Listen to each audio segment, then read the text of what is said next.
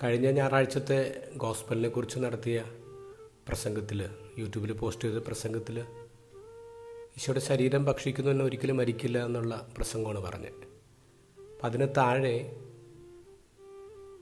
ഒരു കമൻ്റ് ഇങ്ങനെ ആയിരുന്നു: എന്തിനാണ് ഇങ്ങനെ കുട്ടികളെ വെറുതെ പറഞ്ഞ് പറ്റിക്കുന്നത്?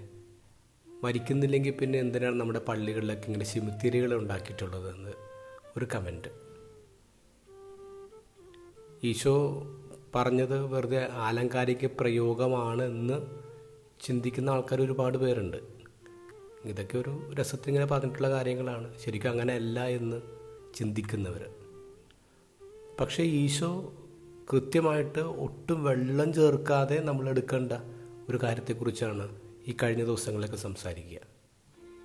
4 ആഴ്ച മുമ്പ് യോഹന്നാൻ്റെ 6-ാം അധ്യായം ആരംഭിക്കുമ്പോൾ ഈശോയുടെ പ്രസംഗം കേൾക്കാൻ പുരുഷന്മാർ മാത്രം 5000 പേരുണ്ടായിരുന്നു പറയാം. അപ്പം കഴിച്ചവർ 5000 പേരാണ്. പിന്നീട് ഒരാഴ്ച ഇങ്ങനെ കുറഞ്ഞ് ഇന്നത്തെ ഗോസ്പലിൽ ഈ 6-ാം അധ്യായത്തിൻ്റെ അവസാനം എത്തി നിൽക്കുമ്പോൾ നമ്മൾ കാണുന്നത് വിട്ടുപോകുന്നതായിട്ടാണ്. ആൾക്കാർ വിട്ടുപോയി അത് 12 പേരായിട്ട് ചുരുങ്ങുന്നു. 5000 തുടങ്ങിയത് 12 പേരായിട്ട് ചുരുങ്ങി നിൽക്കുകയാണ്. അതിലൊരാളുടെ കാര്യത്തിൽ ഒട്ടും തീരുമാനമല്ല, യൂദാസിൻ്റെ കാര്യത്തിൽ. അപ്പോൾ 11 പേര്, അത്രയും ചെറുതായി. പക്ഷേ ഈശോ കോംപ്രമൈസ് ചെയ്യാൻ തയ്യാറല്ല. എന്നും സഭയുടെ നിലപാട് അത് തന്നെയാണ്.